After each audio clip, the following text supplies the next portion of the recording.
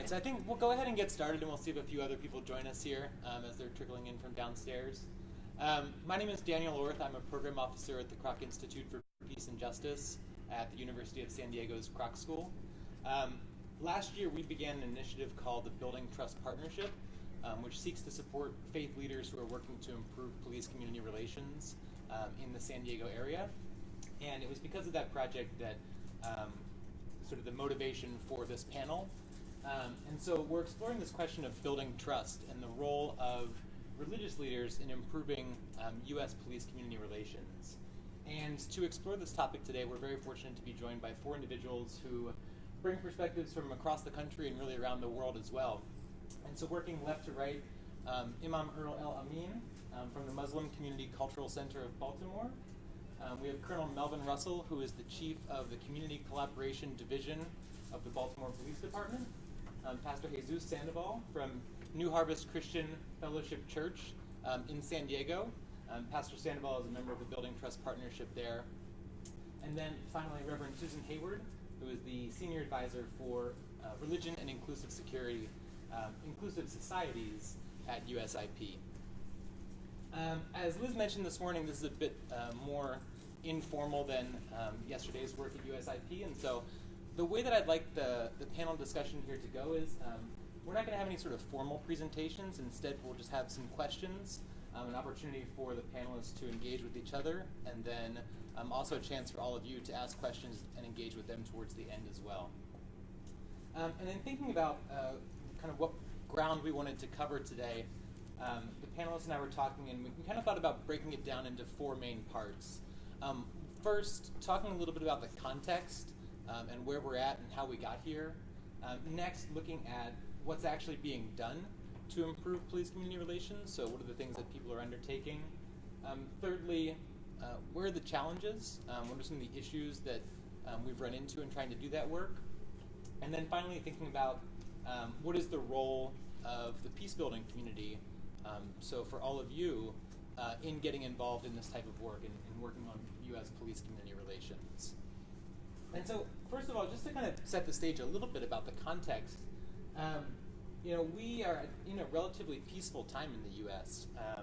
I think violent crime peaked in 1991 and has been relatively low in recent years. The FBI recently named San Diego America's safest large city. And yet, at the same time that this is happening, many police departments are doing this understaffed and under-resourced. Some numbers that I was able to find, the San Diego Police Department is short 243 officers. I'm sure Colonel Mel can speak more recent numbers, but I saw Baltimore PD is down 293 officers, only 809 out of 1,100. And so we're achieving more secure communities with fewer officers, and yet at the same time, divisions between communities and law enforcement have really never been higher. A 2007 Gallup poll, just over 50% of Americans have a great deal or quite a lot of confidence in police. And perhaps more troubling is the massive divide that exists then when we look at that level of trust across races, across groups.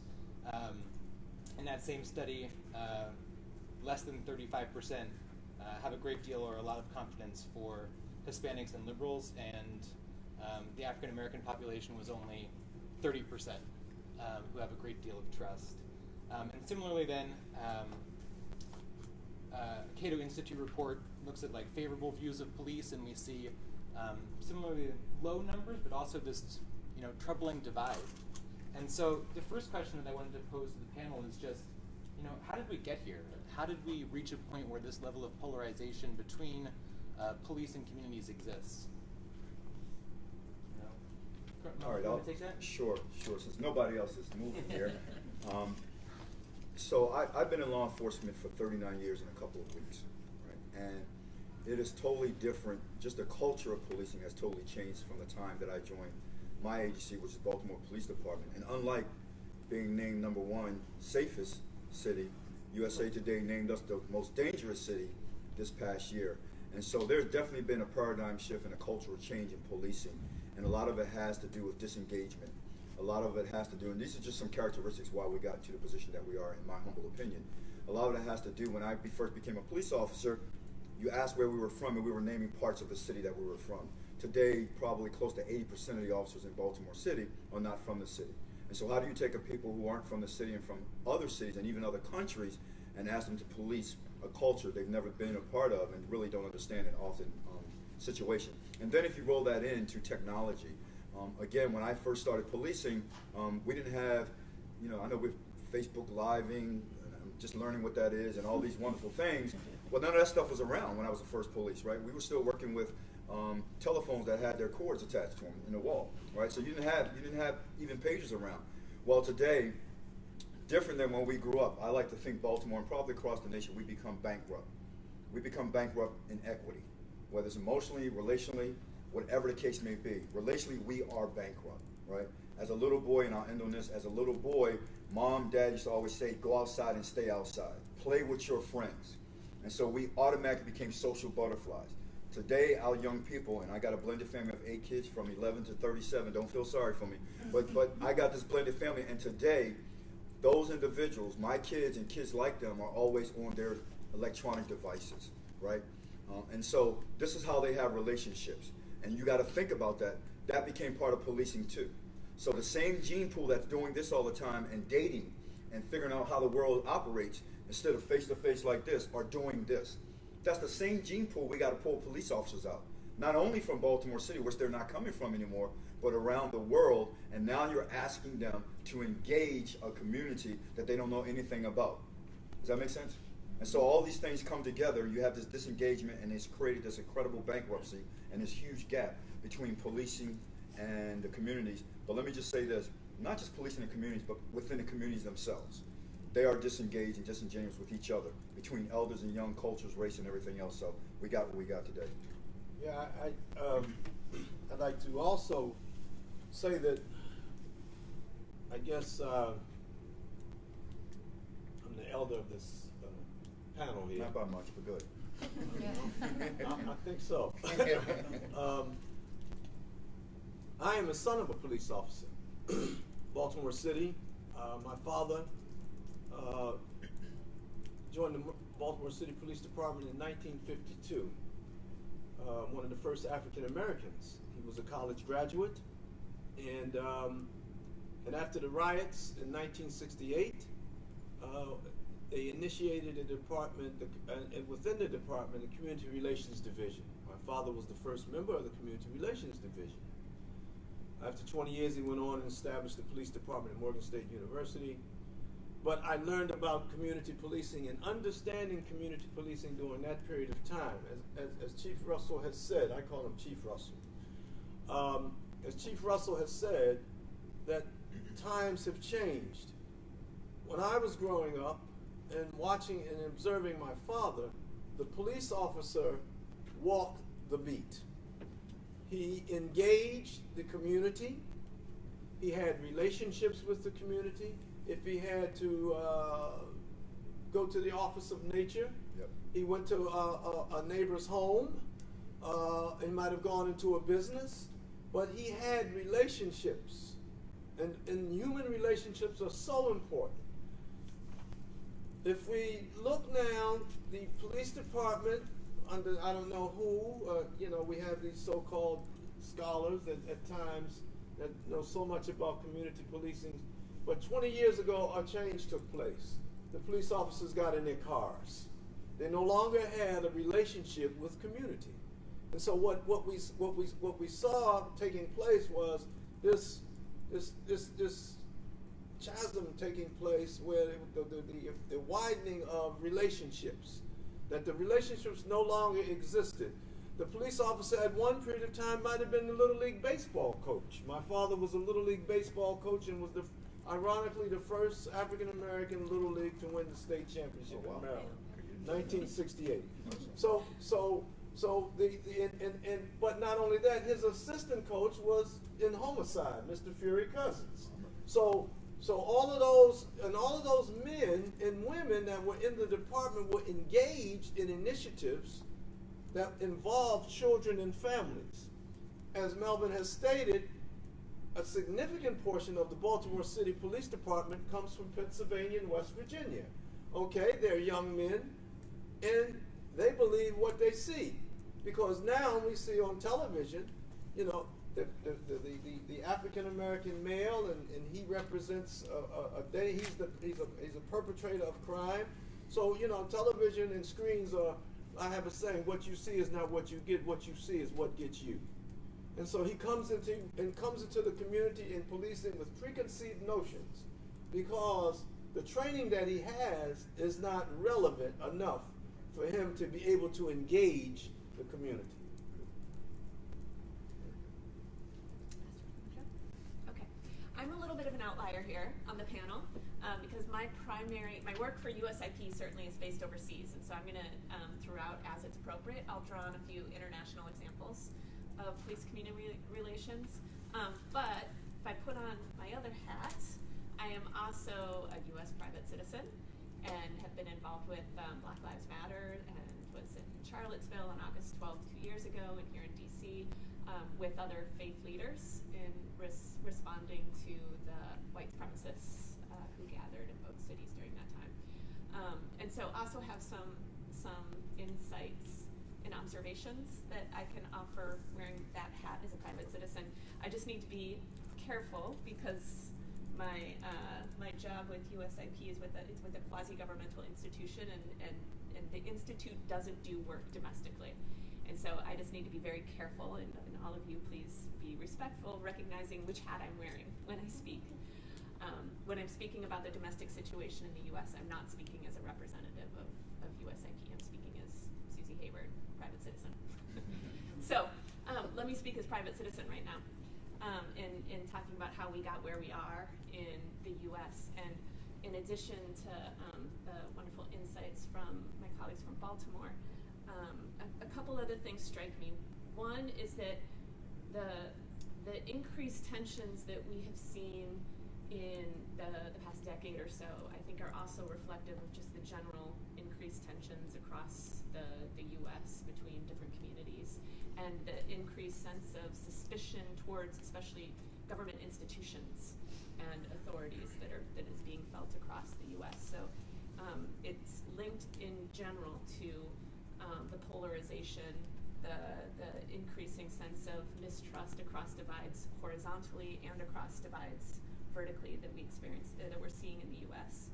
I think there's also concerns about the securitization and increasing, the term is sometimes used, the militarization of the police, which I think links then as well to some of programs that the government has had over several decades now, the war on drugs, the various war on terror that of course is taking place internationally, but also has repercussions domestically, that has led communities to be seen as potential threats, and has led to forms of infiltration for information gathering that has increased mistrust, I think particularly between the American Muslim community and the police related to that. And then of course the war on drugs, I think, has affected in particular the African American community with it builds on long-standing fears and anxieties and suspicions and resentments about being targeted as a community of threat to the state that the police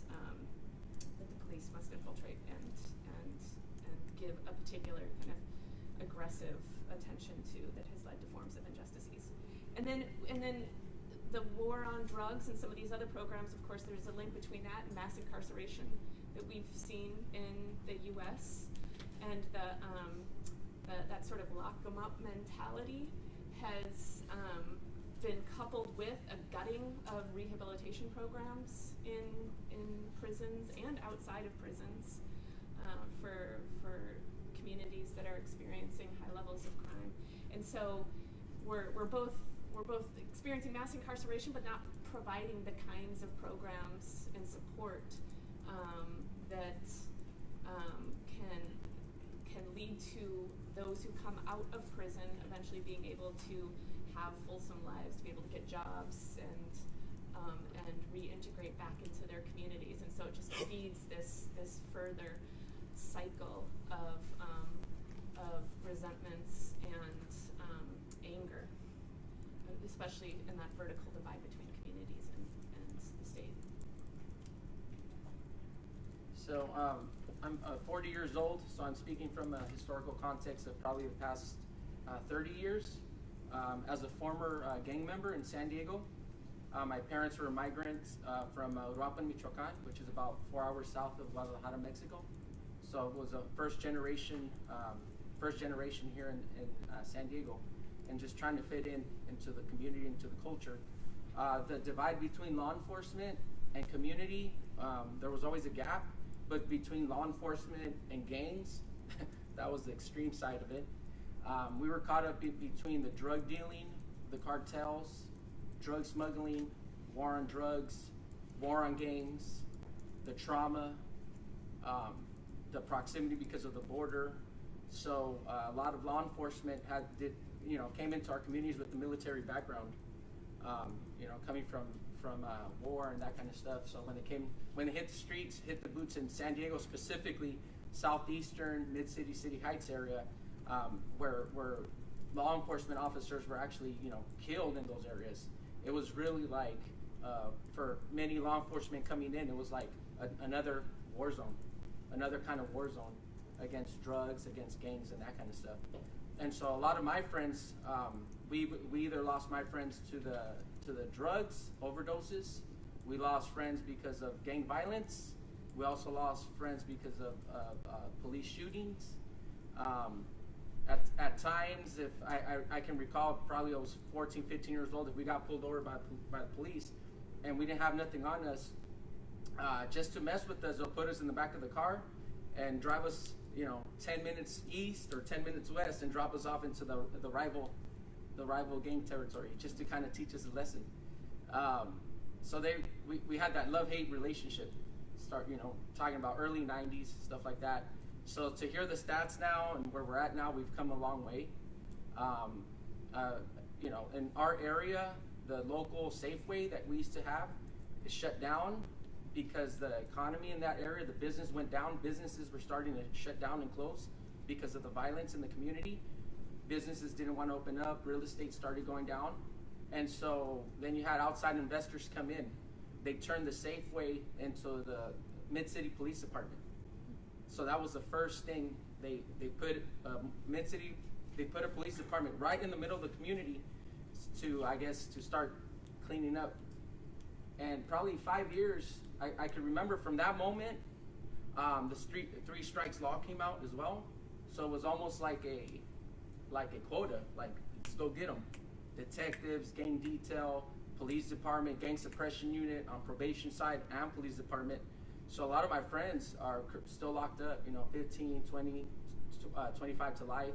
Some of them are dead. But right after that happened, then investors started to come back in and rebuild. They started to rebuild the businesses, the homes, communities, and everything started to increase. So a lot of the people, not a lot, but I don't know the percentage, started to move out because they couldn't afford that anymore. But there was a divide starting up, and it seems like the opposites happened. The divide started like this, but as time went in, and a lot of the guys in the community started changing their life around, they gave their life to the Lord. By the age of 16, I had already been shot with a shotgun and stabbed multiple times. Gave my life to the Lord in 1998. A lot of the OGs, a lot of the guys coming out of prison, they started changing their life. So if you think about the influencers in the community causing the ripple effects, influencing 5 guys, those 5 guys influence 5 guys, so on and so forth. Now they're influencers in the positive way, causing positive ripple effects. They're now leaders in the community. So you can see like the actual difference now, where instead of crime going up, crime's going down, because instead of being the perpetrator, they're now they're now the peacemakers in the community, working alongside police department and other system partners. Everyone using a trauma-informed lens. Everyone using all the systems trainings that are available. So it started out like this, the divide, but now it's going like this, going like this. Tyler, you want to respond to any of that? I like to call him Pastor Jesus, but I know it's Jesus. But I just love what the God has done in his life and what they're doing out in San Diego. Yeah. And he's right. That whole war on drugs, I always hated the terminology. I know President Nixon gave it to us, but the war on drugs, I just don't know how you be war against your own people. So I've never liked that terminology. I think it never works, especially when you're thinking in that mindset. I never think you can think of local law enforcement as being militarized, because of that then makes them automatically occupiers instead of being partners with the community. So I love the way they've come around and brought it around. It has led to, unfortunately, mass incarceration. Oftentimes, individuals that should not have been arrested. Not to say they were the perfect angels, but at that particular time, they were not doing anything wrong. I've seen a lot of that throughout my career. And so I love what he's doing, but I think one of the devastating things that helped hurt us, hurt them across the nation was in the 90s, and he talked about it, Pastor talked about it, is when zero tolerance took its ugly place. I think zero tolerance destroyed policing in America, and we still have not dug our way back out of that, zero tolerance. I know in Baltimore, when it came to us out in New York, and we bit that apple, and one of my favorite mentors, who was a former police commissioner and the shortest tenure police commissioner, only 58 days, because he absolutely said, we're not doing zero tolerance in this city. Might have worked in New York, but that's not going to work in Baltimore. I'm from Baltimore. I've come through the ranks. Let me police the way I know the police in Baltimore City, and it was forced upon him. And once it was forced upon him, he just said, take the badge. I'm not going to do it.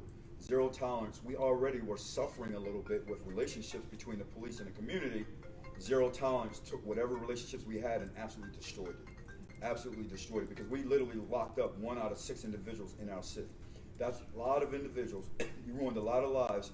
Think about the workforce and everything else, the education, and all these doors that begin to slam, because now oftentimes you were wrongfully arrested. Over a third of those people, those cases were just thrown out. But once you get arrested, it sticks with you for the rest of your life, whether you expunge it or not. Somebody knows you got arrested and it ruined their lives. So we can learn a lot from San Diego. We are learning a lot from San Diego. We're putting the pieces back together. You can't actually see it right now on the outside, but with people like Iman, myself, and other people working at the grassroots level, there are pockets of healing that are coming together. Because at the end of the day, we have to work together, and we're doing a lot of trauma-informed care. That's just not the policing that we're trying to work through, but the chaplaincies that we built out, the organizations that we work with, whether it's the Imans, the faith-based institution overall. We do a lot of work in Baltimore City, but again, it took us a long time to get in this ugly place. So I don't think it's going to take just as long to get out, but it's going to take a minute to get out of it. And I'll just say this in closing. Right now, we're in a lull. Our mayor, and keep our mayor in prayer. She's looking for a new police commissioner, looking for our 4th commissioner just this year, since 2018 started. That's a lot of commissioners. And you can think about the lack of stability that causes throughout the ranks.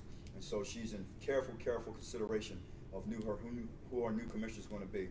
And I'm praying with her. I put my pastoral hat on. I'm praying with her that she picks the right commissioner for our city. Because I know her heart means well, but we need somebody that's going to get in and lead our guys to the promised land, so we can get like San Diego and get on that list of the best and safest city in America, and get off this stinking list of being the most dangerous city in America. So, yeah, I think,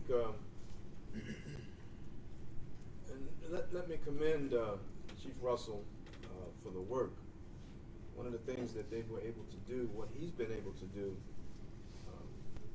is to establish a chaplaincy that goes into the community and engages community and shows a picture of police department working with faith leaders. And I'm not going to say police department, but working with Chief Russell. Let me put it that way. Because we had Facebook Live. That's great. So we had speak the truth. We had a situation, a circumstance that all of you are aware of. It was the Freddie Gray situation, the uprising, as I call it, in Baltimore. Ironically, it had a profound effect, negative effect on our city. Our city is still grappling with that, as he's just stated, with 4 police commissioners in the last 6 months. Just this year. Just this year. So our city is in a bad place right now. I'm the eternal optimist. I think that we will evolve out of this. And the only way that we can evolve out of this is that there has to be trust with community. You said something that was very, very important, and I think the communities, when I say, I don't say community, I always say neighborhoods. I'm a neighborhood guy. And the neighborhoods are not as stable as they were previously because of war on drugs and those things. The object always is to take the male out of the situation and the circumstance. Growing up in Baltimore City, in my neighborhood that I grew up in, 8 out of every 10 households were headed by men. Now, 8 out of every 10 households in Baltimore City and across in the African American community and across the country, 8 out of 10 are single parent headed households. So the dynamic in a neighborhood completely shifts. I was asked a question because I was somewhat of a great baseball player in my day, and I was on a Mark Steiner show, and he asked, why is it that black boys don't play baseball? And I said, because they don't have fathers to play catch with them. Which it sounds, because it's Major League Baseball is less than what 8% now African Americans. But I'm just using that correlation there to understand those things that are taking effect. You can't be a man if you don't see one. And so with gangs and all of those things, so our communities are just shattered right now because of the effect of this war on drugs, all these failed policies over the last 40 years. Which gets to, if I can just add one thing there, which gets to the need both to build trust and reconcile at the local level, but also address these institutional and structural issues. Right. And you're not going to have trust and reconciliation until you can address both of those things. And I was going to pick up on the thread of trust, and it's part of the title for this panel. It's what we titled our initiative at the Kroc IPJ. Maybe we should rename the panel U.S. Police Neighborhood Relations. But I'd like to talk a little bit about what you all are doing to actually build trust. When I started looking at the issue of police-community relations, it was amazing. That word is just everywhere, and it's the word that everyone talks about. It's key to, making police-community relations better, to making our neighborhoods safer. But how we actually get there is obviously pretty tricky. I just want to mention there was a Vera Institute report that was done with the International City and County Management Association. And they asked, what are the most important things that you want in police as you're hiring police? And number one was ability to build trust with communities. And that was highest. They looked at all these different sectors and they said, what's most important? And they asked community leaders and they asked, these folks, police chiefs themselves said that's the number one thing that we need in our officers is their ability to connect with and build trust within the community. So I'd like to put it to all of you, what are you doing right now in your work? What are you seeing that's actually helping to build trust? So I definitely want to take a stab at this. I'm going to answer this. So first and foremost, I love that ability to build trust. I spent 20 of my 39 years in narcotics, and I went after it. I literally went after it. I mean, by 1990, 91, 92, I was over 5,000 arrests, right?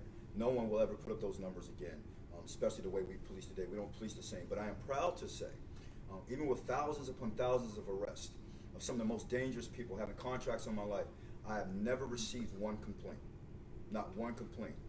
And I say that because often you hear through the years in policing and in the culture, you're not a real police if you're not getting complaints on you.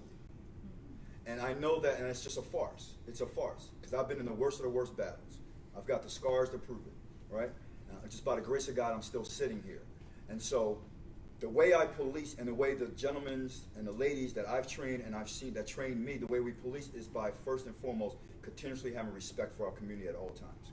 No matter where they are in life, you continuously have respect for them. I don't care if they're trying to take your life. At some point, that's a man, that's a woman who just got derailed. You continuously have respect for them. In other words, you don't become dehumanized. You don't dehumanize our community. You keep them humanized. And so to this day, I have tremendous trust in my city. I have tremendous trust. The worst of the worst, they see me and they'll stop what they're doing. The worst of the worst, because the way I have carried myself through 39 years of policing and the way I've taught people and the way I was taught, it is still well received. He talked about whether you call it the uprising, the riots, or whatever you call it, civil unrest. There were gang members. In Baltimore, we have gang members like the Bloods and Crips. We also have what's called Black Guerrilla Family. It's the worst gang member in Baltimore City, and it's not a nationwide gang. But they called me during the uprising because even they did not like the way their city was being ripped apart. and they said, we need you to meet with us. These are the leaders of these gangs, right? No, they will call no other police, and what I'm saying to you is it's because of the trust factor. It's because of the mutual respect factor. And the only way you're going to do that is to learn not to abuse your community, learn to engage them. Today, police don't know how to engage. We talked about the relational bankruptcy, right? I have tremendous, and the people around me that understand the way you police this, unfortunately, most police cultures see it as being soft policing, when there's nothing soft about it. Because I got into this job to protect and what? Serve. The problem is policing today primarily focuses on the protection part. And they do it so much that they abuse their powers. Not all, but too many, right? And so not too many serve anymore. And when you learn to serve and protect, you have to keep that healthy balance. I can arrest you at the same time I can help you. I really can, right? I can resolve issues in your community at the same time I can help you resolve those issues and not just tell you to do it on your own or expect you to do it. I can be a server. Probably all of you in here heard the phrase officer friendly.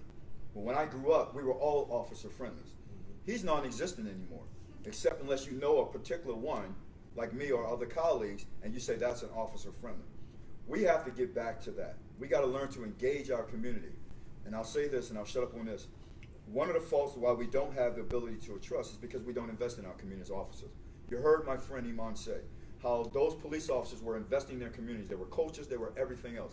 I grew up, I kept change in my pocket. If I saw a little baby that wanted some, toddler, and the mother was screaming, you can't have any goodies, I knew it was a impoverished community. She didn't have an extra 50 cents to buy that kid anything. Well, I go in my pocket and ask, could I pay for this? That's building equity in your communities, building equity.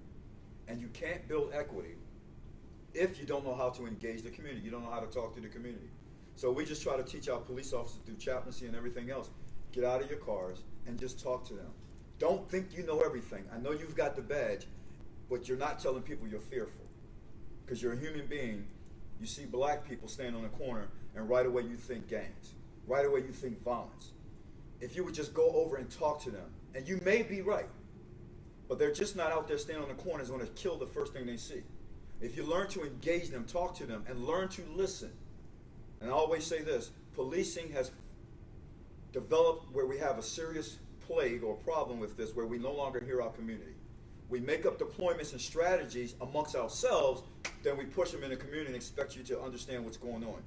We have excluded the community from their own community of how to resolve the issues in the community. And what I try to teach police that come under my tutelage is learn to go out in the community and ask them what their issues and concerns, because at the end of the day, it's going to be your issues and concerns. It's going to be the open air drug market. It's going to be the violence. It's going to be whatever it is. It's going to be something that you're charged to try to fix it.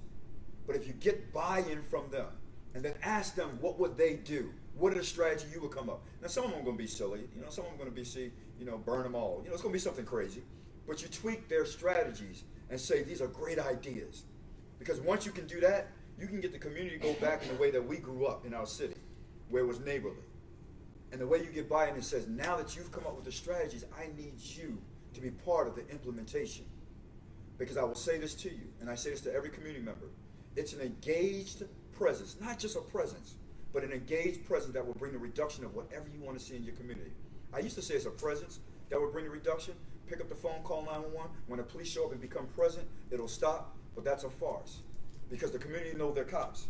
He's afraid. He won't get out the car. She ain't going to do nothing. And they will keep on dealing drugs and whatever because they know that officer's not going to get out the car or drive through their community 30 miles an hour.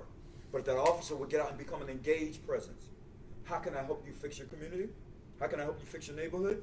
All of a sudden, things begin to change. So it's a rough road to get back to, especially. And I love the technology. God knows we can't live without technology now. I got the ball and chain on me 24/7. I get it. We need it. But it's really debilitated us when it comes to being social butterflies and learn to talk and engage with one another. And that's where we got to figure out how do we keep and hold on to this, because we can never get rid of this. But at the same time, how can we do face-to-face? I can't have one of my kids who, when he started going to high school college, and I'm going to say this and I'll shut up then. Listen, he was in high school, All-American, football, basketball, lacrosse, football, wrestling. First 1 year of wrestling, became third in the state. Just an athlete. Just brainiac. He was the king of the prom. But when he went off to college, he came home after the first week. Pops, can you help me? How are you so relatable to people? We could be standing in a grocery line and you just start talking to people. We could be at the restaurant and you don't know people. You start talking to them, getting them to laugh and smile everywhere you go. How do you freaking do that? And I said, why are you asking me? Because I'm on a big, beautiful campus. I'm no longer a big man on campus. And I'm seeing all these beautiful people that I really want to talk to. And I don't even know how to say hello to them. And I took a week out of my life, well invested, and taught my son how to say hi. And after a week, he got it. He figured it out. And now he's big man on campus again, right? And I can't stop the boy. I can't stop him. Before we hear from other panelists, Chief Russell, could you speak briefly about your chaplain program? Because you've alluded to it a couple times now, and I think it's unique from other chaplain programs that I've come across in the country. And so just a brief word kind of about how you set that up and kind of what their role is in helping to build that trust. Sure. I became the community chief in January of 2013. About 14. Let's start in Eastern District, though. I think it's important for you to start in the Yes, Eastern sir. District and take it all the way up. Yes, sir. Citywide. He said brief, though, but yes, sir. So, all right, Earl's ceding his time. so when I was a district commander, 9 districts, some of you may call them precincts where you come from, but our city is governed by 9 police districts. I became the commander of the worst one at that time from 2008 to 2012, and I had some bad seeded apples as officers who were abusing our communities. And I just had an epiphany because I do a lot of praying. It just came to me, start putting pastors in the car with them while they drive around. Because at the end of the day, and I'll just shut this portion of this down, you know it's impossible to continue to be a nasty, abusive police officer if as you're driving around the community, every time in the neighborhood, you look over and God dang, ain't none's in the car with me, right? I can't get on my PA system and go, you little ninjas, I'm being kind. Get off the corner, police officers. I can't abuse my community. I can't go through your pockets. I can't take your money. I can't slap you upside the head because he's right there. He's not telling me what to do, but just his sheer presence is jacking up my program. You understand what I'm saying? And so I read a book a long time ago, 21 Days Make a Habit. So those officers began to transform. Well, I become chief in 2013, January thereof.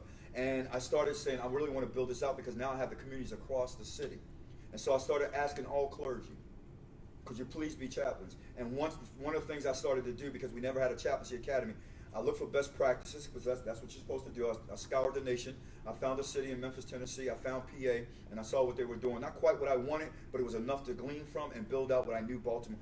Never do this. Never see another city's best practices and just slap it into your own city, right? Because it's not always a perfect fit. Tweak it. I had to tweak it to make sure it fit Baltimore. I'm going back to zero tolerance. That's why I didn't work in Baltimore. But anyway, that's another story. And so we did that, and then we started having chaplains come in. And we didn't have them drive all over the city. Broke the city down to 36 sections. And each one of those sections, the only way you can become a chaplain, I don't care about your background. We've got chaplains who were kingpin dealers, drug dealers, who are they did homicides. But they've been so far removed from that lifestyle, 15, 20 years. Now you can't come out of jail, been out of jail 2 years from doing a homicide and say, hey, I want to be a chaplain. It's not going to work. I need to see some consistency. Have you been a law-abiding, upstanding, and helping your community? Because the most key thing that Dan wants me to get to is you can't become a Baltimore City, not police, Baltimore City chaplain without having relational equity. In other words, you can't go outside of your home, your place of business, or your place of worship and nobody know who you are. You just disqualified yourself because you're not doing anything. I need your relational equity because when you get in the car with the officers, they don't have equity. When they go to the bank, they can't get money out of it because they never invested in the bank. When they go in the community, they can't get anything out of the community because they don't invest in the community. But they can borrow your equity. Does that make sense? Yeah. And so we built this out. So today we got the largest chaplaincy in the entire nation. We got over, most of the 18,000 police departments across the country have some form of chaplaincy. Pennsylvania before had the largest, 880 when they started. By the time I finished mine, they were up to 100. But we're well over 200 right now. And they don't ride all over the city. They only ride around with that police in the community where one of those places of relational equity belongs. And I don't call them police chaplains because they're just not there for the police. Yes, they transform the cop, but they also got to get out of that car and help that community heal. But most importantly, get in, get out. Most importantly, they got to connect the two. Help us reconnect our community back to the police and the police back to the community. And it's working phenomenally, and thank you, Dan, for allowing me to say something about that. What was the question? What are the kinds of things that you're doing in your work, in your life, that's helping to restore that trust between law enforcement and community? Well, I think,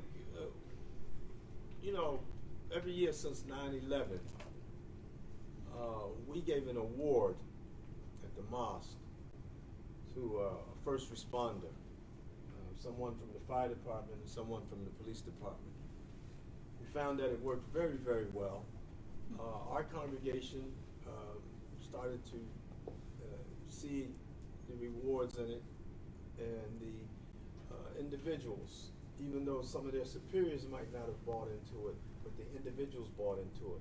Where we're located, our mosque is located, is really, they call it the mosque in the park. We're literally located in a public park, I mean,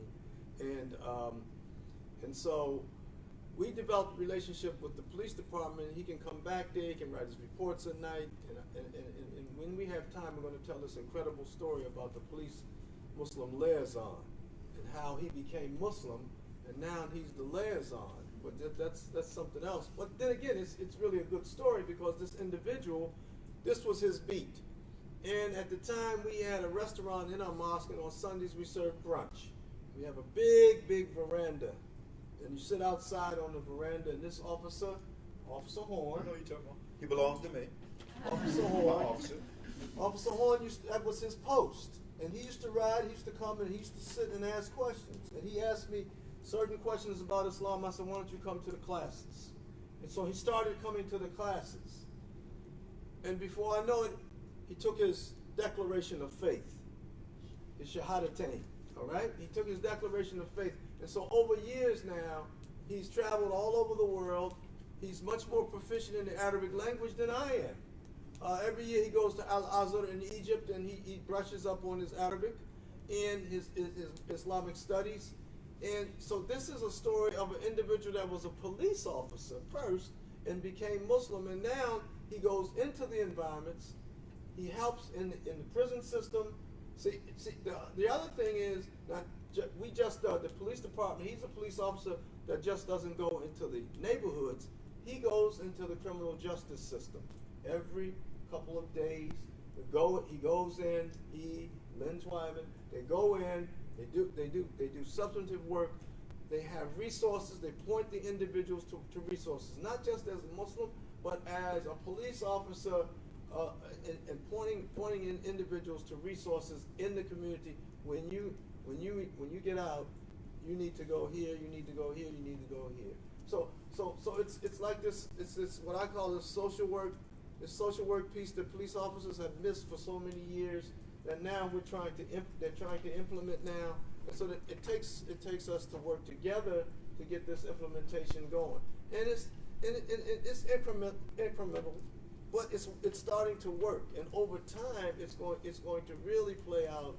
And hopefully based on the leadership that we get in Baltimore City, our newest police commissioner, if he can understand the culture of the city, then I think that we'll be successful. If this individual does not understand the culture of the city, we're going to be back where we are right now. We're not going to make progress.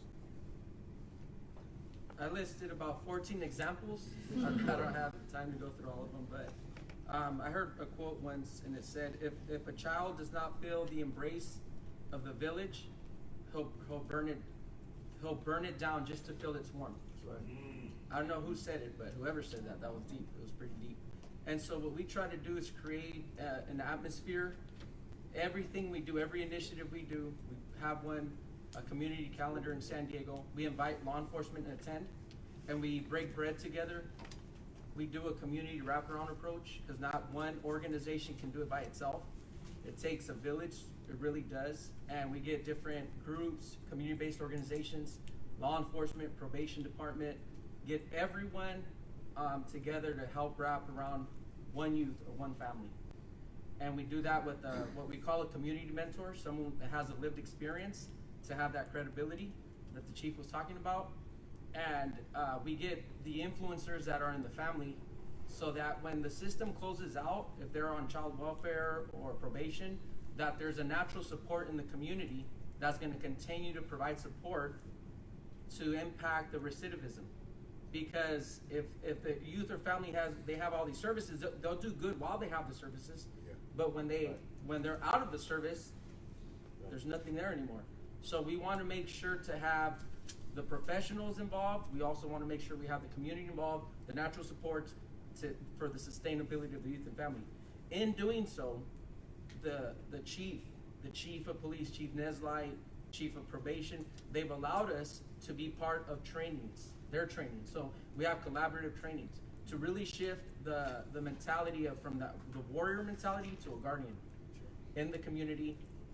And they call us, we call them. They used to come to our mentoring groups before.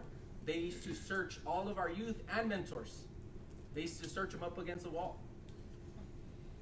Now they come, they don't do that anymore. Now they eat with us. They used to take their phones and get all their information out of their phones. We're like, how are we going to build trust? How are we going to build trust if while we're inviting you to come do something, you're checking, you're doing a compliance check? No, we're inviting you so that we can fellowship. And so it's taken years. It's taken years, but slowly but surely, it's like the clock. The second hand, you can see it move. The minute hand, you hardly can see it, and then the hour. And so just defining who's who so that you don't experience that compassion fatigue. Find out what your role is, and if you're there for fast progress, medium progress, or if you're going to be there for the long haul. So this kind of work, I tell everyone, it's going to be, you might be here for a season, you might be here for a purpose, but we're really looking for people to try to be part of this work for a lifetime, because the most sustainable piece of this work is, what the chief was saying, is relationships. Rules without relationship is rebellion. That's good. This is where I can put on my Nuseki hat now and talk a little bit about some of the lessons from internationally, because a lot of what is being said here resonates with a lot of the lessons from other contexts overseas, including very violent contexts or post-violent conflict contexts, about what works in order to restore relationship between security forces and communities, where in a situation of violent conflict, the security forces are very much seen as a threat by local communities. And in these circumstances, the religious leaders are critical social leaders. Now, they're not the only ones in the communities who can serve as this intermediary between the police and the community, but they do play a particularly critical role for a number of reasons, I think. And we were in Myanmar in 2012, right after, just a couple years after the transition had really begun there. And so, talk about an environment where the police are seen as basically an extension of the military, who are there to terrorize the local communities, right? And now they're trying to reform themselves into a democratic policing force, and that requires building trust where there has been no trust between the communities. And when we went through in different places throughout the country and had community members list who are the most critical actors in your community for rule of law, almost in every circumstance, religious leaders were at the top of it. Because when people were feeling under threat, when riots broke out, they didn't go to the police station for security. They went to the monastery, they went to the pagoda, or they went to the mosque, or they went to the church in order to find security. And they wouldn't necessarily, if somebody had been detained illegally, or if some episode of violence had happened in their local community, they didn't feel safe going to the police, either because they feared that they would be harassed, that they might be arbitrarily arrested, or that they would be forced to pay bribes that they couldn't afford to pay. So they would go to the religious leaders, and then the religious leaders would go to the police and advocate on behalf of their communities. I was just reading this morning about an episode in Myanmar where some community members had been detained illegally, and they had tried going to the police, and they were asked to pay such heavy bribes that they couldn't do anything about it. So they went to the monk. The monk went to the police. The police are less likely to try to bribe a monk, and the monk was able to successfully get the citizens released.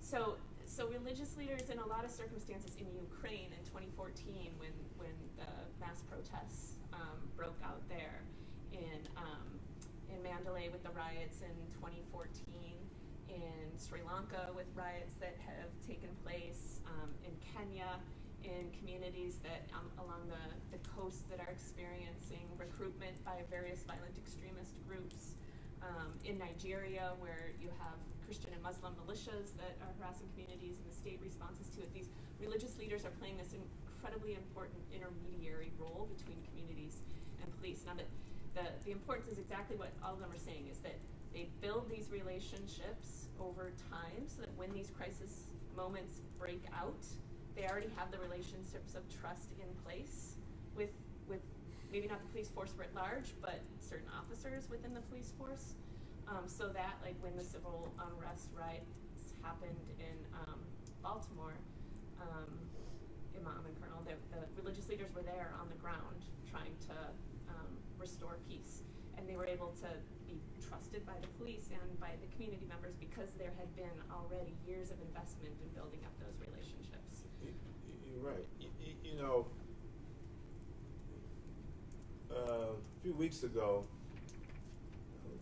there was a banquet, and the night of the Freddie Gray up at Reverend Carter's church, the religious faith leaders were called in and were asked to go out that day when it jumped off. That day we went out into the streets, and that night, late that night, the Bloods and the Crips wanted to come in, and we had extensive conversation, but also helping them in some other aspects as it relates to social welfare. And just last week, this mosque hosted at their annual banquet, and we decided that we were going to give, quote unquote, the brother that is the head of the Bloods an award, a community service award, Wolf. And he got up and he spoke, and he said, he asked me when he came in, he said, is my tie fixed all right? And he said, I've never received, no one has ever given me an award for anything in my life. And so that is going to change the perception from a gang about the community and the religious leaders, because we walk a fine line also. We walk a fine line because sometimes we could be perceived as, hey, man, you selling out, you sell, but you have to have the respect on both ends. The faith leader has to have the respect from the police department as well as from the neighborhoods. And it won't work if you don't have respect on both ends. And you know what Colonel Russell was saying, and also recognizing the importance of those chaplains who get outside of the cop car and have the relationships with the communities. That the police officers, as much as you're using the chaplains as a means by which to build credibility and relationships, relational equity is the phrase you use, right, with local communities, you also have to recognize that there needs to be not an instrumentalizing of the religious leaders to try to co-opt them in a way that they would lose that very credibility and legitimacy and trust of the local communities. That's why we don't call them police chaplains. There's a reason behind that. They're chaplains for the city because we don't want them to be stigmatized with that. Because when you do that, and they have in the past, they look at them and say, you're another branch of the police officers. We ain't got nothing to do with you. But when they begin to articulate, meaning the chaplains, this is their role, this is what they do, and they recognize that, oh my God, you're just not there for the police, but you're here for us also, and sometimes more so. You know, I went to some chaplaincy training, and one of the chaplains from another part of the country was telling the class that where he comes from, he was pulled in on the carpet by the top cop and said, listen, you got to make a decision. Are you for us or are you for them? Right? And I was like, what did you say? And I'm like, there shouldn't be either or. You got to be there for both. I said, give me his name. Give me his number. I'll call you. He was too terrified to give me the information because I was going to call that top cop and say, hey, man, this is not how you do it. But that's police culture today. Unfortunately, most of us came in during or after zero tolerance. I'm old, but most of us came in police language. I'm about 200 years old in police language, right? but most guys come in after the zero tolerance, so that's all they know. They don't know what it was before zero tolerance to know what real policing looked like, community policing. And so I don't even fault police today because you don't know what you don't know, right? And so you want to reject this thing called community policing because that sounds too cutesy. And it doesn't sound like go get bad guys with guns. And that's what we became police officers for.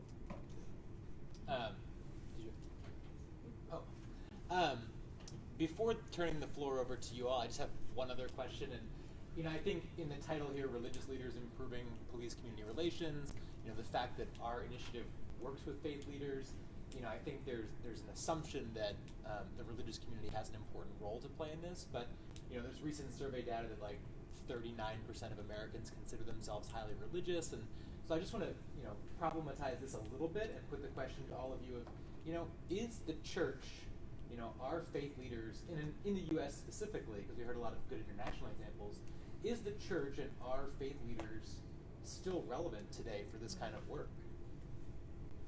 Some are. I'll say that. I'll say that we had this conversation that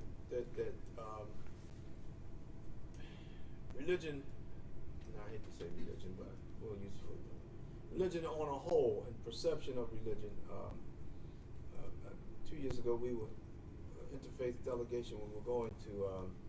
We had met with Pope Francis, and so we were having dinner that night, and the Archbishop of Baltimore, one of the big rabbis, Bishop of the Lutheran Church, Bishop of the AME Church. We were eating dinner. The dinner table was a heck of a table. And what each and every one of us said, that our children are becoming unchurched, unmosqued, and unsynagogued. Mm-hmm. That's just the reality of the situation in America right now. Now, they might be headed towards spirituality more than just being in an organized religion, so to speak. So yes, we are encountering those things, because what has happened in these houses of worship is that the young people have not been allowed to have the fullest of their expression. And so what they've done is they've backed off of these houses of worship. And so my son told me, one of my sons told me when he was in college, I didn't go to Jumu'ah prayer on Friday, Dad. I streamed it. I streamed it. I streamed it from a mosque, said my prayers, and went to class. He said because I'm not there yet. I don't want to be a part of that right now. So we have to really be cognizant of the fact that the young people are really not coming in the way, and we can't, there's no compulsion in religion. There's no compulsion. You can't force, well, because of what has transpired, and a lot of the faith leaders are out of touch. I watched that night how they could not communicate with the gang members when they came in. And so it was just a celebrated few that actually were initiated dialogue with the individuals. So yeah, we're dealing with that also. And I think I'm being honest. Now, some faith leaders might not be honest, but I'm going to be brutally honest about that. And so I'm in total agreement. And I'm going to say from a Christianity perspective, and this is my brother, but I'm going to say from a Christianity perspective, I don't think the church is as relevant as it used to be, right? And part of it is, especially when he talks about the young people, the reason young people don't come in is because we don't go out. That's right. Right? And so we don't go out because I really believe there's been this tremendous, horrible paradigm shift in the church. I believe that. When I was coming up as a little boy in Baltimore, you saw, whether it was a priest or a pastor, because those are the neighborhoods I grew up in, you saw them in the community. You saw them servicing the community in needed areas where the community had a need. Not just building out something just to say I built out something so I get to go to heaven. Does that make sense? Right? So this paradigm shift, the churches went inside and they never came back out of their four walls. I remember when I first became a district commander in 2008, I was led to get the churches out. So I had my staff count how many churches we had. Didn't have any mosques, we didn't have any synagogues, unfortunately. I really mean unfortunately, because the mosque is still relevant in Baltimore City, right? I would have did well if we had a couple of mosques, truthfully. But they counted 120 some odd churches. I went to every last one of those pastors and said, I need you to come out in the streets with me. I need you to walk these streets with me, bring your prayer warriors, do what you got to do, because we got to get our streets back. Not one answered the call. And as I sat in my office just saying, God, what am I going to do? I got calls I won't even say mysteriously, but calls began to come to me. But they were from Anglo churches and from the county, surrounding areas of Baltimore City. And so they came to meet me. And I said, God, I'll take whatever you put in my hand. And so we began to walk those African-American streets in the front and backyards of all these black churches. And then I started getting hate calls from these black pastors. Why in the world would you have white pastors and white congregations walking through our community, helping our people? And I was in a position to really fire back, obviously, because I asked you and you did not come out. And these individuals aren't even from our community, and they wanted to serve our community. And it shamed those pastors, where some of them started coming back out. Some of them started really repenting and asking for forgiveness, that they let go of their communities and they started coming back out. So now, even though we're not there yet, I like to say there's a lot of people say awakening. People use that phrase. There's awakening of the churches. There's awakening of the churches. There's a slow unslumbering, if you will, that's going on, right? And so they're slowly waking up. They're slowly waking up. And the ones that are awoken, I am grateful for them. And we are walking alongside of them. They're walking alongside of us. That's why we have the chaplains now. That's why we have our at-risk Love You to Life camps for at-risk children, that we go in disguise. They don't know we're police.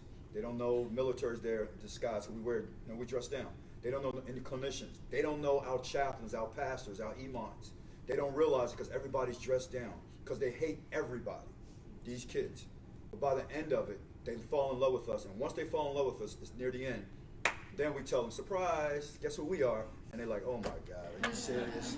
But anyway, we use our faith base today, the ones that are relevant, because not enough of them are. We use them in almost every facet of our work. So we do prayer walks every day for the ones that will come out. But for almost 2,000 faith-based organizations in Baltimore City, we probably just got a drop in the bucket.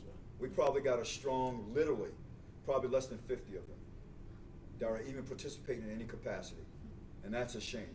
But at least as long as I have a remnant, we're not going to stop, because we're going to try to get the rest of them to wake up, if that makes sense to you.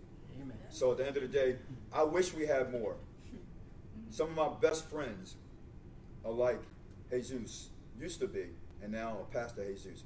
I love them the most, because what more can you ask of when you need a street credible messenger?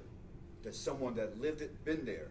They'll listen to me, but their jaws will drop when somebody like Pastor will walk out and say, I know exactly what you've been through. I've been shot, I've been stabbed, I was in that lifestyle. They're looking at me like, yeah, he's cool. Oh my God, this is my hero right here. How did he get there? And that's why he's able to pull. So we're getting there. Just continue to pray for our nation. Continue to pray for our cities. Yeah, as far as relevance, I think language matters a lot. So I think if we start, like I think the Imam said, the spiritual, maybe using the term spiritual leaders, because even amongst religious leaders, they might say we're known as religious leaders, but some don't like the term religious. Yeah. So like spiritual leaders or faith-based leaders. So starting off with that kind of stuff. But for this work, each pastor has their own gifts, talents, and abilities. Some may be community pastors, and they do a lot of the work in the community. Some may be inside, a little bit of both. You have to be called. It has to be a personal calling. I believe that. When I got off the streets, I ran into the four walls of the church. I didn't want to come back out. And then the Lord was dealing with me. I saved you so that you could reach the rest of your friends. And so the Lord kicked me back out. I'm still in the church, Thank you. north of fourth, but it's both, It's not this or that one. It's both. Right. It's a balance. It's a balance. It's a balance. It's a balance. So I think relevance is important, especially to keep our people feel judged in the churches. So we have to use strength-based language so that they're not feeling judged. They're already feeling down. They're coming to the church to get an uplift, and we the central message of the gospel is love, and unconditional love, and self-righteous. Jesus described that as filthy rags. Our self-righteous. There's none righteous, not even one. So we have to communicate to our people that we're not angels, that we don't walk on water, but that we love them, we care for them, regardless of what place they are in their life, and that we're here for them, and it's mutual. I don't think religious leaders are going to be relevant, and the religious elements of this are going to be relevant for everybody all the time. And I think there's some pretty big hurdles to surpass that have already been named in terms of gaining the trust and being seen as relevant. I think two things have, from what I've seen, have made them effective as playing some of this intermediary role, which is being able to act in a way that is ecumenical and non-sectarian, so that I can, in my full vestments, when I'm at one of these places, I can stand side by side with somebody who's spiritual but not religious, or somebody who's anti-religious, right? But we're there for a common cause, and we're part of a movement that is multi-faith, multi-expression, and standing together for a cause of justice or a community need. And then being able to balance the pastoral and the prophetic, to use the Christian terms.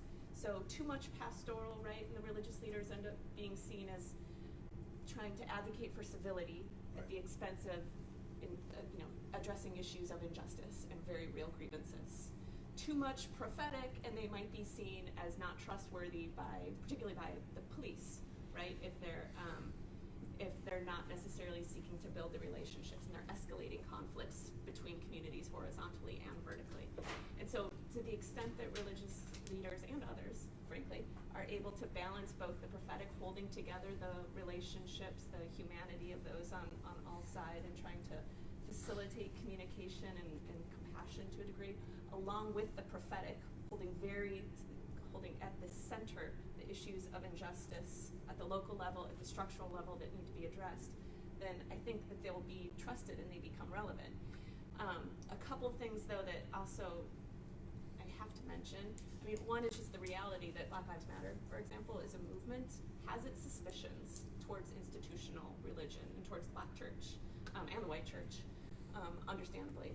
And there's a fear that I hear from them, from leaders within Black Lives Matter, which, remember, they form themselves as an intentionally Black, queer, feminist-led organization of young people. And so there's a fear that they see the religious leaders as often older men. And so if we invite the religious leaders in, one, are they going to marginalize us? Two, we don't feel safe in these spaces, especially for those who are queer. We don't feel safe in religious spaces because we've been marginalized from them in the past. And two, are we just going to get preached at? Because religious leaders are so good at preaching at and not always good at the listening. And so where there has been relationships of trust built between Black Lives Matter activists that I've seen here in DC, that has then allowed religious leaders to play some of this intermediary role with building some of the relationships with police as well and addressing some of the grievances. It's where the religious leaders have provided the spaces for the activists to organize within their places of worship, for example, but then also stepped back to allow them to lead those conversations and to support it, and done so in a way that is non-sectarian, ecumenical, and affirming of the dignity of all of those who are there. So I'd like to turn it over to you all now. No, please. Sorry, this is going to be a long question. I fund a thing called the Purdue Peace Project, and they go into communities where violence has either begun or is about to start, and get local people encourage and help, but the local people decide what to do. They've had no failures in 20 interventions. A year ago, one of my sons assumed the liaison between our family and the Purdue Peace Project. He lives in Greenville, North Carolina, a community of about 200,000 people. They have a gun violence problem. They had last year over 500 shootings, over 40 were fatalities. And so he got the head of the Purdue Peace Project to come to Greensboro to try to see if the same approach would work there. And she's made a number of trips, and a few weeks ago they formed a peace committee, 11 people, majority Black, but 8 of the 11 are people who are from the affluent, educated community. There's one mother of a shooting victim and 2 gang members, 19 years old. They had their first meeting, and the gang members didn't show up. I've been skeptical as to whether a group of primarily educated, affluent people, although they're part of the Greensboro community, they're not part of the community that's shooting and getting shot. So I'm concerned about this. I just add one other thing. My son has taken advantage of 2 opportunities to meet with ex-cons, all Black, and he believes that most of those people really want to go straight, but nobody will hire a felon. They don't know where their next meal's coming from. They don't have a way out. And I don't know if those people can help or not, but I would really appreciate your comments as to whether this kind of a committee can really be effective. And you know, what do we do? I've just made one other thing. One of the members of the committee is a black police captain, and he talks just the way you do. He understands the problem. He's on the committee, so that's at least hopeful. But what should we do?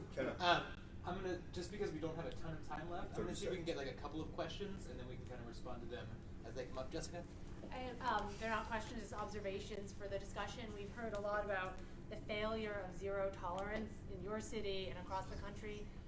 I've spent a lot of time in Central America over the last few years, in El Salvador in particular, and they are saying much of their violence problem in their country is because of zero tolerance that came on down. And I just had never thought about that. I recognized it as a problem here. But to think about our U.S. foreign policy and police policy being exported, that's been really problematic. And the other comment is I live in Boston, and I'm a member of the Jewish community there. And so there's a whole conversation about community policing in Boston, which I think is, for the most part, has been a good model. But the Jewish communities have come together with a lot of grassroots communities to provide sanctuary for vulnerable immigrants and undocumented folks. And the faith institutions, the Jewish leadership and communities have been able to do that because there had been good roots and good connections that pre-existed, but have been seen as a safe space for very vulnerable people. So that's another. Sure. Thank you. Eli McCarthy. I teach at Georgetown University and also part of a local group called the DC Peace Team. I've got two kind of short questions.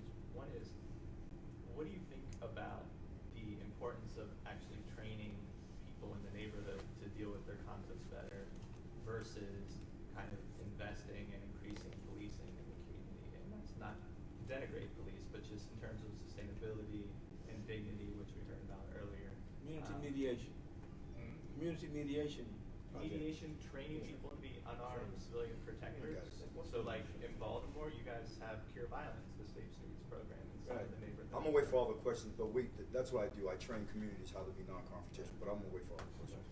So that's part A, can we train our people better? And part B is, can we train our police better in de-escalation skills? Like, where is that at, and can we scale that up?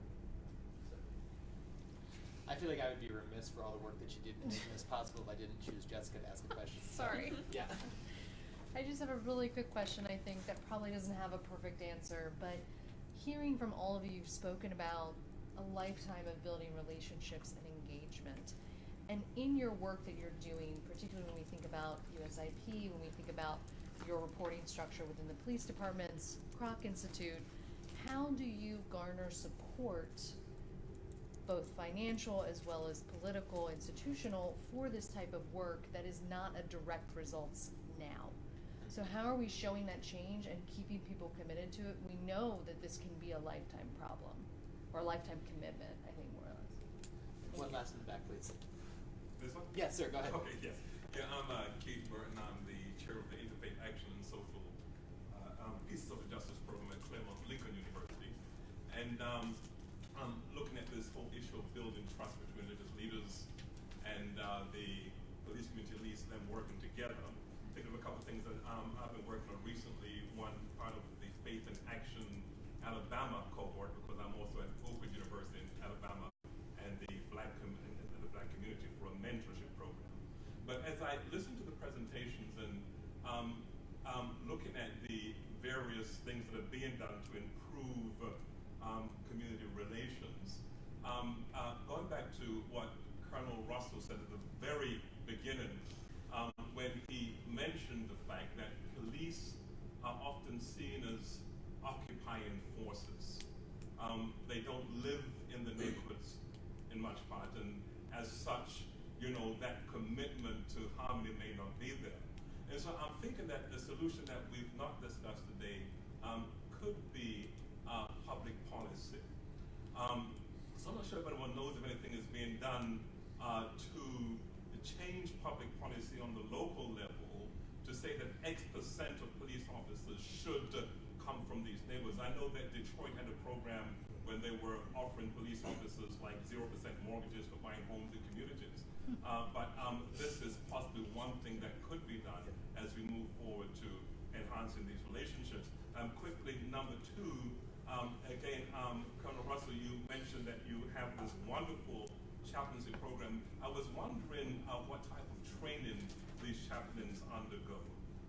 Is it that they just get endorsement from whatever their ecclesial body is, or is there some sort of program that they have to undergo to ensure that they have the necessary skills to do what's needed? So a lot of questions, and I could just beg everyone to try to keep it as I'm gonna do concise mine in as 47 possible. seconds. Okay, do it. I'm gonna hit everybody. He's clocking me. So, sir, all I'm gonna ask you is that you get in contact with me. Let's just exchange information later. We have got a robust reentry, and to date, since January of 2015, over 500 ex-felons have gotten jobs. We are a sanctuary city, so those issues you talked about, we're already addressing those things. Neighborhood training versus hiring.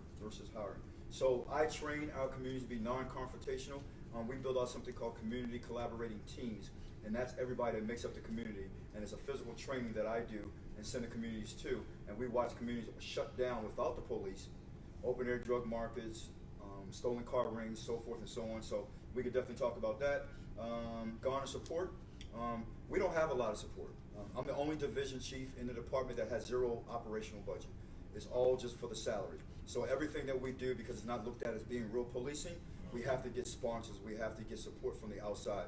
And so, unfortunately, I'm a fundraiser too, and I hate being a fundraiser. The last thing, policy, we do have policies in place, like the Imam was saying and telling me. We have those incentives for officers to live in the community. John Hopkins Hospital, some other things. Can we do more? Absolutely, we could do more, and we can also do more to train our police officers, to go back to him, we could do more to train our police officers to be, I think the word you used was de-escalation. We are doing some things around that, but we have to do more. It's pretty close. 30 seconds. One of the things that struck me was the language. I think the language, sir, we don't refer to them as ex-offenders. We refer to them as returning citizens. And that language, like Pastor Jesus is saying, language has a profound impact on individuals.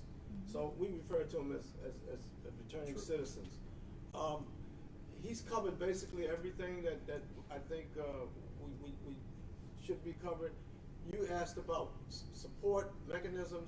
So we have certain philanthropic organizations that might support that, but the best support we ask for, we call on the one that created all of us. And we ask for the guidance, but we also ask for help.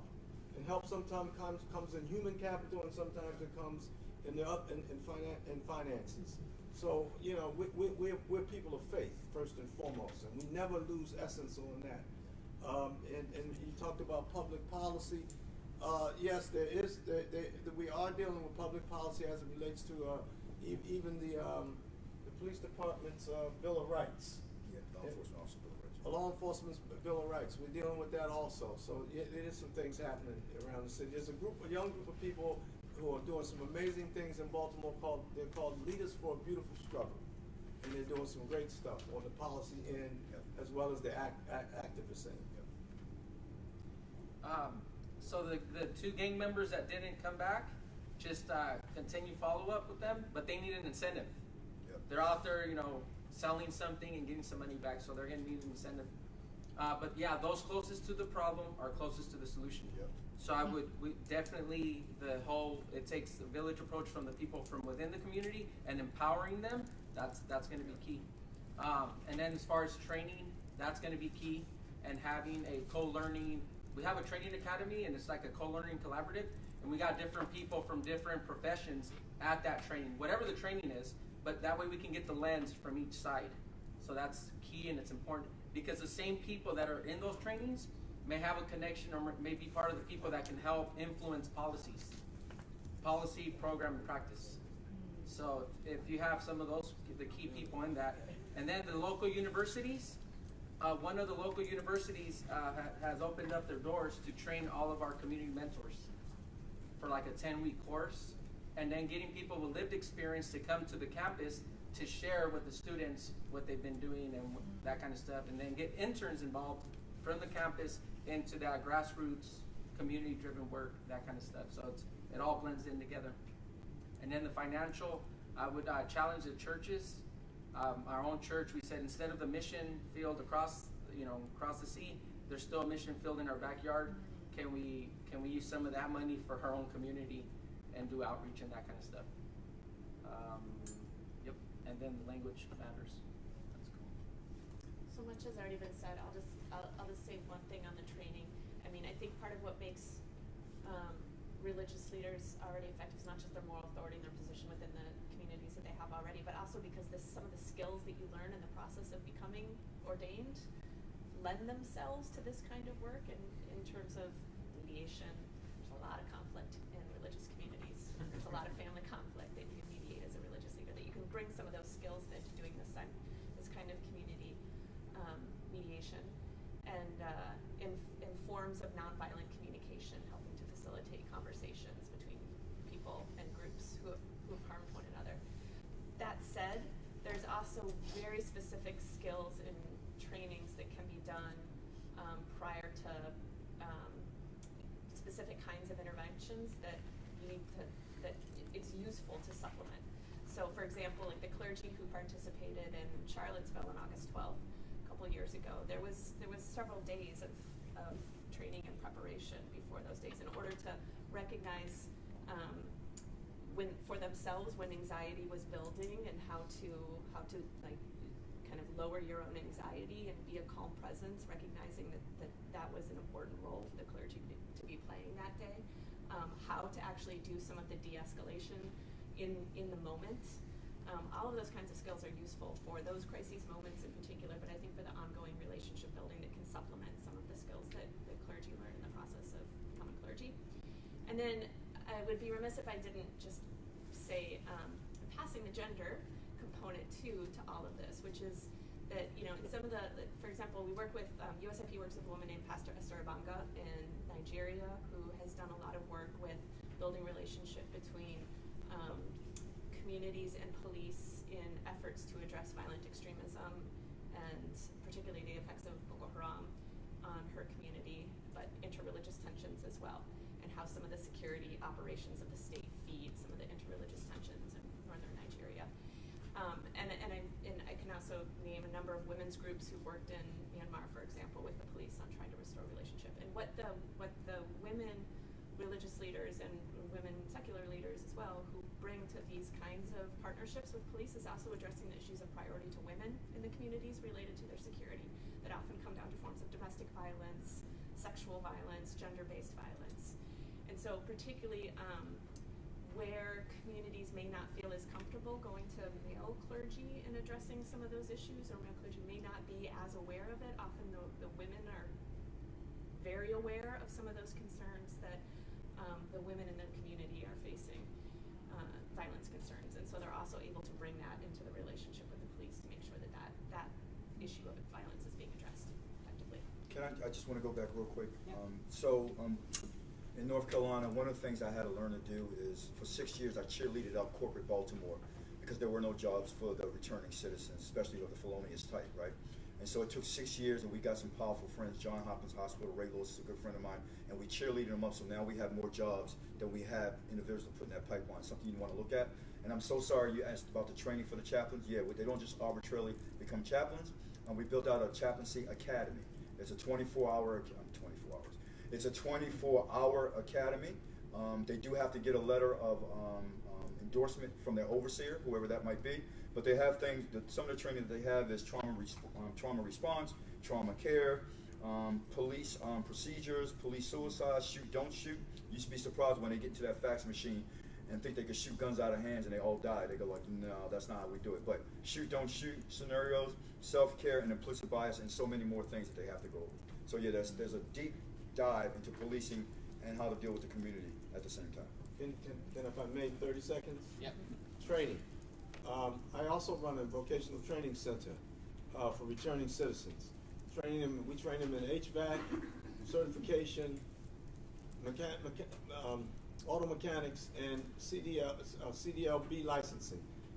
They don't have many barriers for those professions, and these individuals need to be trained coming back into the environment so that they can have gainful employment.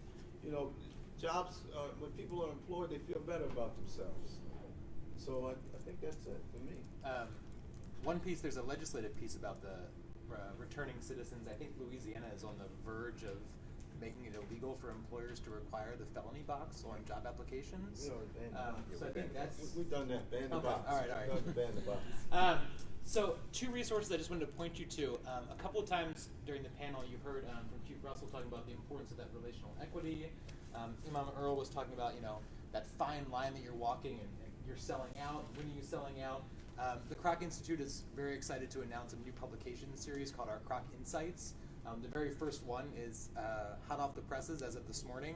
It's in the back of the room there, and it talks about this question of relational equity and the need for religious leaders to have that connection to their communities. Excellent.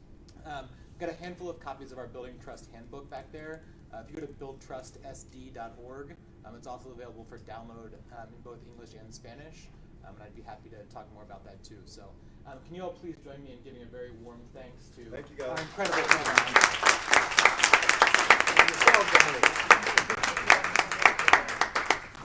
Thank you, Dan. Thank you, Dan. Appreciate it. I hope you did. They say